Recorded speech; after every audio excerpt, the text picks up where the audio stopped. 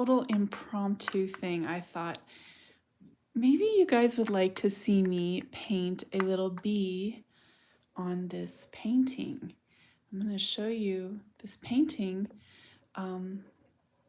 was something that I did in acrylics, and a client really wanted me to paint a little bee in here. So I thought maybe I could put one right here and I could go ahead and show you what I did. So the first thing I want to do is I want to say this is acrylics, and so I'm going to be using some acrylics. This is golden fluids, bone black, titanium white. I'm going to use some yellow ochre and benza blah blah blah yellow medium. I have no idea what that's actually called. And this is maybe some transparent orange by Vallejo. I'm not sure if I'm going to actually use that one, but sometimes I like to. And then sometimes I'll put some little highlights, some blue, like phthalo blue highlights on the bee, but we're going to see about that first. I like to use this little brush with the little round bristles to it, and then a liner brush and some little tiny baby brush here that kind of gives, I don't know if you can see that very well, but these brushes actually help me get some of those little details in. So the first thing I'm gonna do, I'm gonna see if I can zoom in here, is I'm gonna paint the bee right, I think right about here, and I want to do titanium white first. So you can't see, I'll show you maybe over here.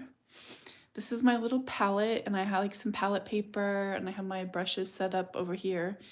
And I just take a little bit of this white, literally just like a couple drops maybe. I mean, it's very, very, very little. And I'm gonna put it down. And then I want to create the place where this bee is gonna live. So that's really what I'm trying to do here. And I want to make sure you guys can see. So I dab my brush, just get a little bit on the edge here. And I'm thinking I kind of want to look, maybe make it look like the bee is flying in this way, right? So, hi Cheryl, nice to see you. Okay, so this is how I do, oops, there's a little hair on this. So this is how I do, I make a little C almost. This is kind of like a little C shape. In other words, a curved shape. Hi, Andy. And then I just fatten it up on the top and fatten it up on the, well, kind of a tapered bottom actually is what this looks like. This is not exacting, okay? Like, isn't that crazy? I mean, it just looks like a little C. But I find when they look like this, they look like they're moving more. They have more motion to them. So I'm just gonna go ahead and leave it like that. And then technically, even though this is alive and I hate to do it, I really need to dry this white part. So I'm gonna do this real quick. And this doesn't take very long, maybe 30 seconds to a minute. I hope you guys can still hear me.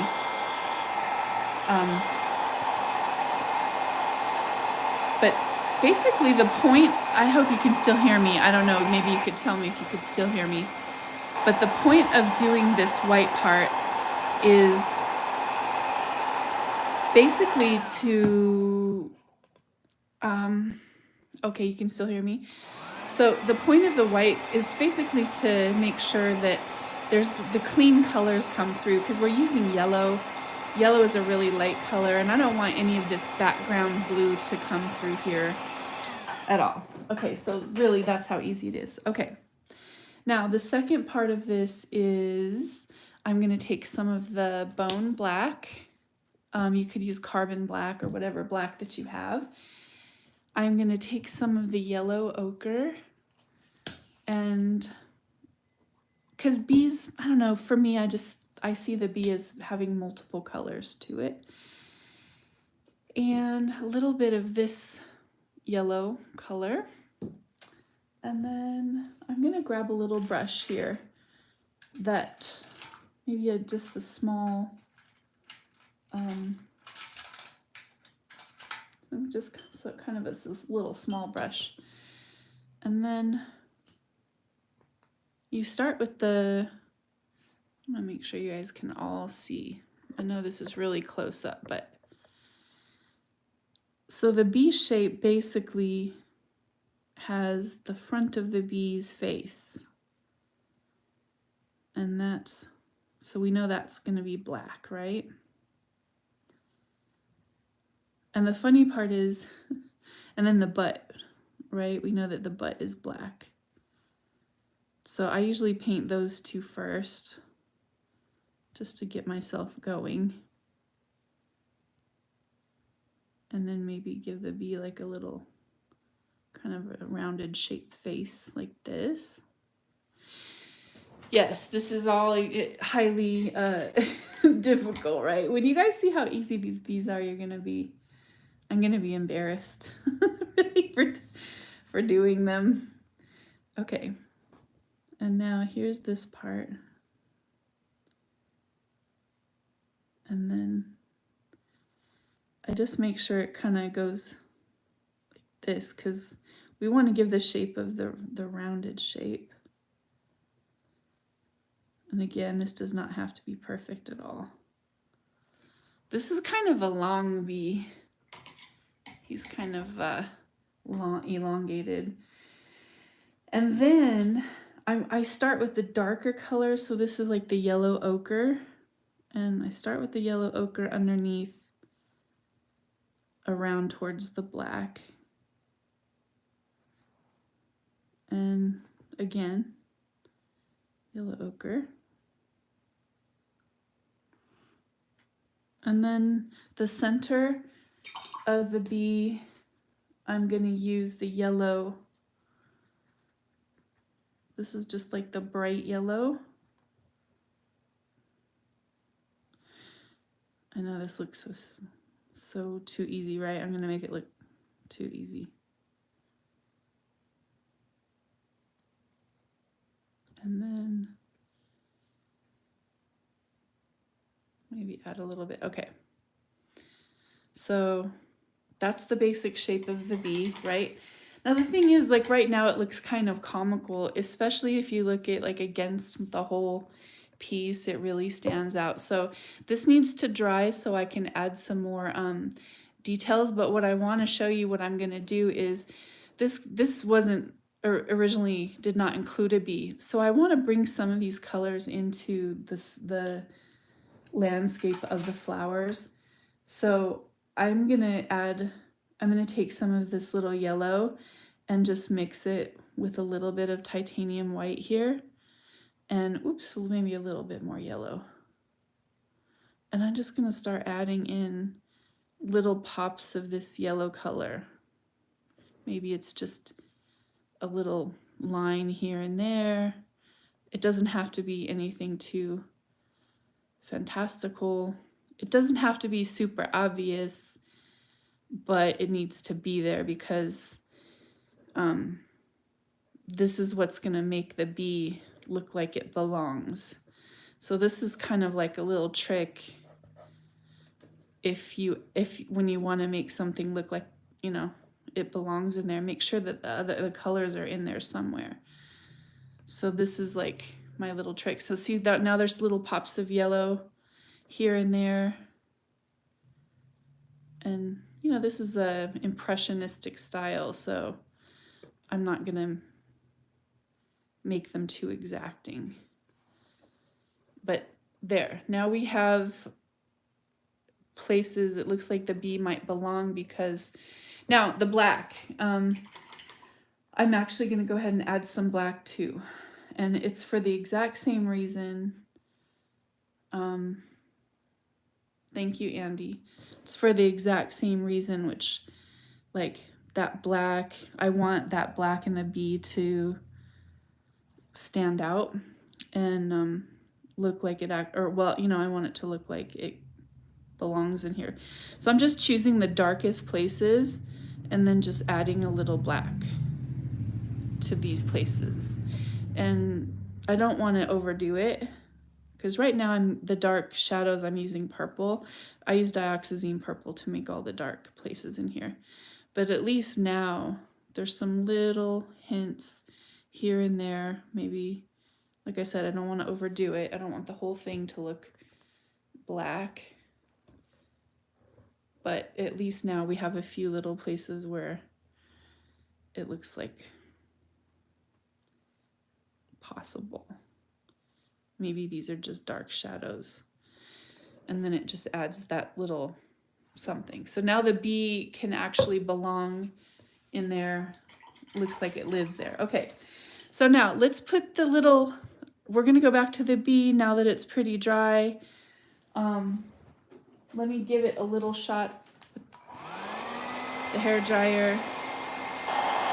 I want to add some more colors to this bee.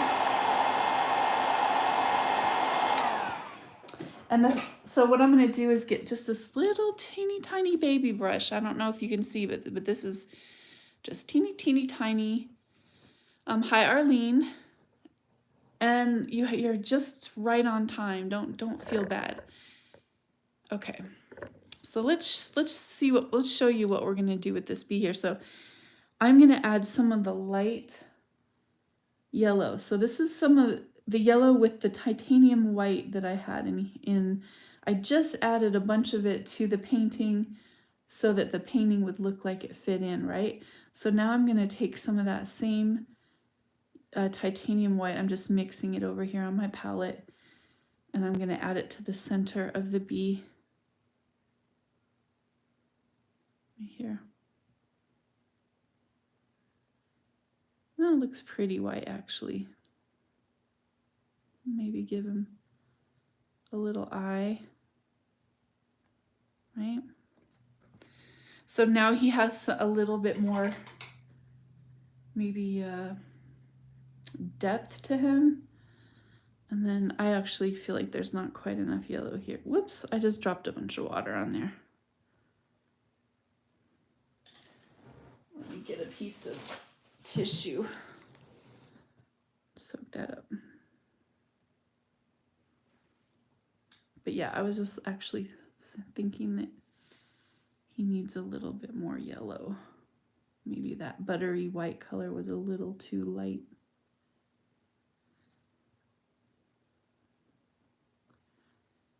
Here's the other thing. I kind of like it when these look fluffier. So what I'm gonna do next is take this little baby brush, and I'm just gonna like dot it in this black and then kind of fluff it over a little bit. And I'm trying to see if you guys can see this. Let me get you really close. So I'm just like fluffing it over the yellow. Oh, just a little bit. I kind of like them to look a little, see, like there's little hairs coming up off of there. Now you could do it the opposite way too. You could take the yellow and fluff it over the other way too, which is actually, I'll do that a lot too. Either way, it both works good. But this kind of gives it a little bit more character, I think, and it makes it look more real.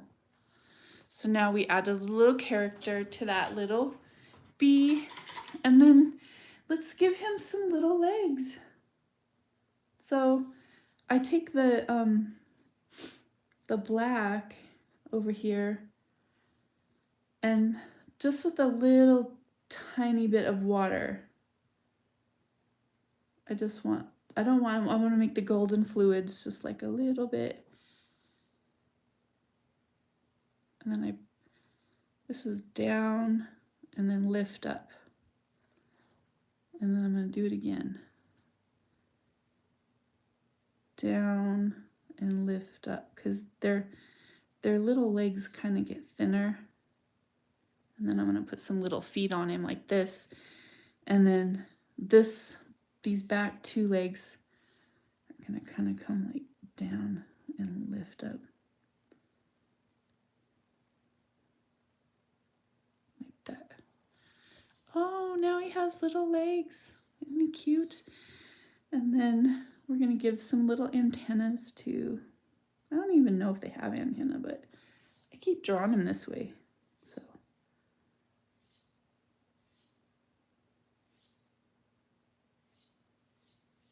I guess mine do. Let's just put it that way. Mine do. So then I'm going to take the yellow ochre and I'm going to just kind of fill it in a little bit on the outside. So again, this is just all just adding a little bit of depth to him. By adding those different layers of yellow, you're just giving it some depth. And then I'm going to come back with white and let's do just a little bit right in the center, a little white. Again, giving it a little bit of sunshine. And then I just said sunshine, that's cute. Huh. And then, okay, the last highlight on him is going to be phthalo blue. Just to give you an idea what the whole thing looks like. See, he's starting to look pretty cute. And like he belongs in there because we added all of these other yellows and everything. So, you know, he's looking like he was meant to be there. I'm going to show you how to put the wings on too in a second. But let's do, so the next little thing I'm going to do on him, the phthalo blue, because I actually want the body to have a little bit of not, I guess, highlight. So I mix the phthalo blue with just like literally a touch of this titanium white, and then just adding little bits of color to the body. It also brings in some of this color from the painting in. So now, I don't know, I'm really hoping that you're able to see that on camera. Can you guys tell me if you guys can see that? Because it's hard to know if the camera is just washing it all out. Can you see? So just a little bit of blue in there. And then now let's do the wings. The wings are, I think, the most fun part. And I just get a little brush like this.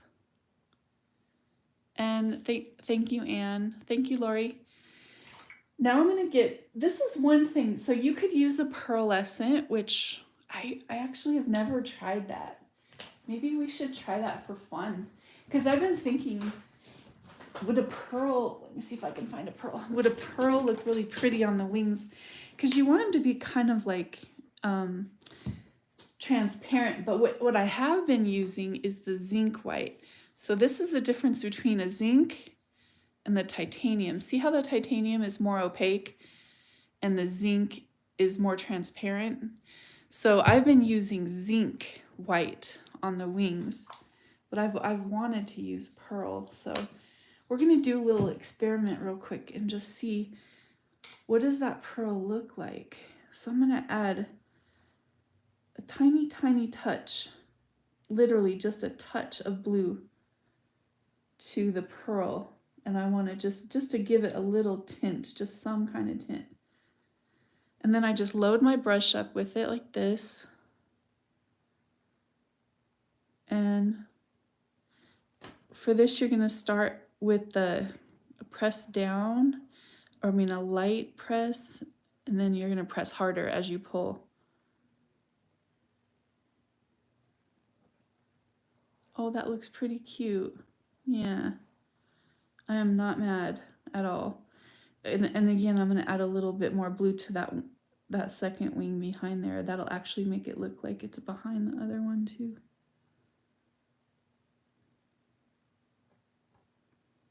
And then if you want it to have a little bit more of a point, you can just get your brush and give it a point. That's what I think. just like this. Oh, now it's really shimmery. That's cute. I kind of like that. Let's add a couple little that shimmering highlights.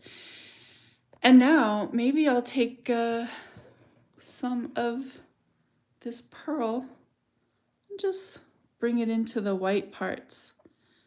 So again, just matching what I see. One thing I like to do also is after you paint the bee, let's like give it some little trails to make it look like it's flying down, or it's, so this is what I'm gonna do. I'm gonna take this little pearl, just a little bit that I have on my brush here, and make it a little tiny bit thinner. Actually, and you know what works really good? You don't have to go buy all these different paints. I just happen to have it, which is why I'm telling you about it. But this interference gold fine, see how transparent that is? This is a really fun paint to use for these little bee trails. Let me show you. Now, I like to use a liner brush for this. A liner brush is a long brush like this. It has a long brush, so I just get some of that interference gold and I just load my brush up with it really good and a little bit of water. And then let's just say maybe he's going like that. Maybe he came. Maybe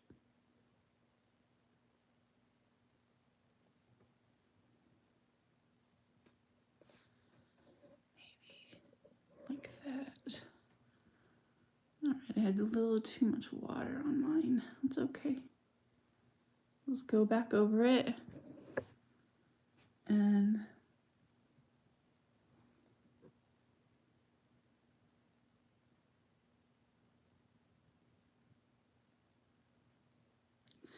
maybe that's the little path that he took to get here. See? And the cool thing about this is this little interference color. Let's see if I can move away from it so you can really see. I want to just kind of show it up like this. See? Isn't that cute? So now this painting, all I would, like I said, I was going to add a little bit of these shimmering, maybe pearlescent touches here and there on the white. So I make it, and just draw it in a little bit. But now we have, I might actually, the one other thing I might want to do is just add maybe a little bit of the impression of some veins in his wings, just some little veins I think would be cool.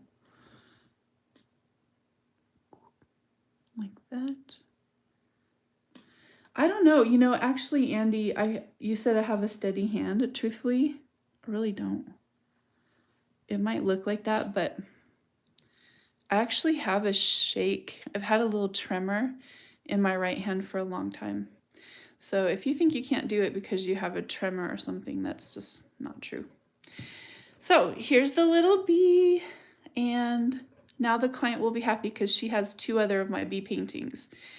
And she wanted to see how that little bee was, or she wanted a whole collection. So now she'll have 4, all the same size.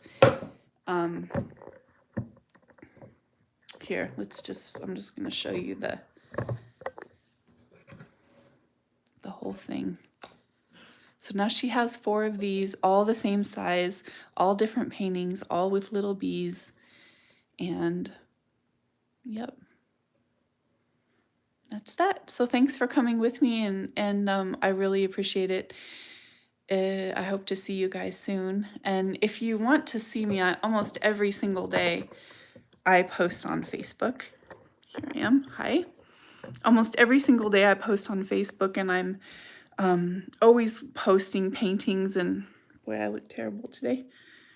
but constantly posting paintings on Facebook and saying hi and all that stuff. So if you want to keep in touch with me, this is how you do it. Facebook's a good way to do it. And thank you, Robin. Thanks, guys. Thanks for being here. Okay,